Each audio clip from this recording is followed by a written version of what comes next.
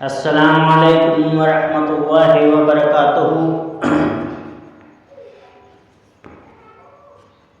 اعوذ باللہ من الشیطان الرجیم، بسم اللہ الرحمن الرحیم۔ اللہ پر تقوی اور ایمان کے سلسلے میں کچھ حدیثیں آپ کے گوشہ گزار کر رہا ہوں۔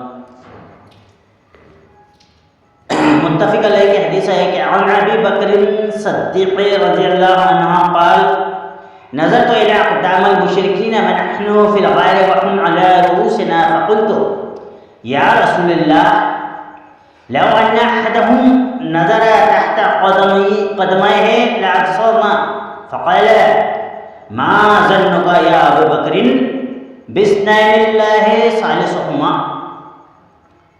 یعنی حضرت ابو بکر صدیق رضی اللہ عنہ نے فرمایا کہ میں نے مشرکوں کے قدموں کی طرف دیکھا جب ہم غار ثور میں تھے، وہ ہمارے سروں پر تھے، تو میں نے کہا اے اللہ کے رسول، اگر ان میں سے کوئی اپنے قدموں کی طرف دیکھ لے تو یقیناً وہ ہمیں دیکھ لے گا۔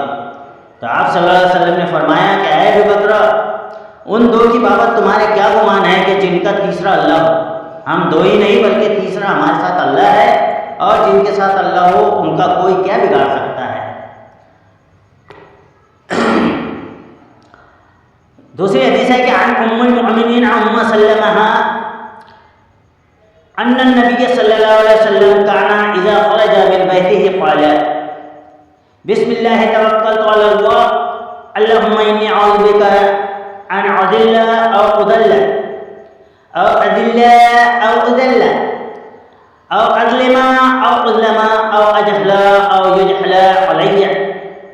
حدیث صحیح بروایت ابو داؤد و ترمذی، یعنی ابو داؤد اور ترمذی کی یہ صحیح حدیث ہے۔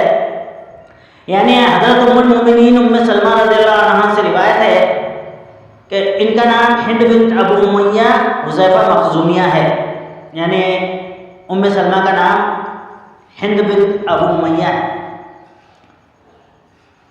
کہ نبی کریم صلی اللہ علیہ وسلم جب اپنے گھر سے باہر نکلتے تو پڑھتے کہ اللہ کے نام سے اللہ ہی پر میں نے بھروسہ کیا، اے اللہ میں پناہ مانگتا ہوں اس بات سے کہ میں گمراہ ہو جاؤں یا گمراہ کر دیا جاؤں، یا میں پھسل جاؤں یا پھسلا دیا جاؤں، یا میں کسی پر ظلم کروں یا مجھ پر ظلم کیا جائے، یا میں جہالت کا ارتکاب کروں یا میرے ساتھ جاہلانہ معاملہ کیا جائے۔ ایک اور حدیث ہے کہ وعن انس رضی اللہ عنہ قال كان اخوان على عهد النبي صلى الله عليه وسلم وكان احدهما ياتي النبي صلى الله عليه وسلم والاخر يحترف فشق المحترف اخاه للنبي فقال لعلك ترزق به، رواه الترمذي باسناد صحیح۔ ترمذی میں روایت ہے اور اس کی سند صحیح ہے کہ حضرت انس رضی اللہ تعالیٰ عنہ سے روایت ہے کہ نبی کریم صلی اللہ علیہ وسلم کے زمانے میں دو بھائی تھے، ایک ان میں سے نبی کریم صلی اللہ علیہ وسلم کی خدمت میں حاضر رہتا اور آپ سے دین کا علم سیکھتا، دوسرا کاروبار کرتا اور کماتا۔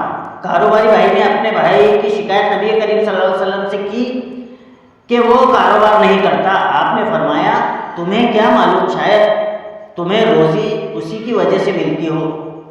اللہ تعالیٰ ہمیں اللہ پر توکل اور ایمان رکھنے کی توفیق عطا کرے۔ اللہ تعالیٰ ہمیں اپنے توحید پر استقامت بخشے۔ اللہ تعالیٰ ہمیں اپنا تقوی اور ایمان مضبوط کرنے کی توفیق عطا فرمائے، آمین یا رب العالمین۔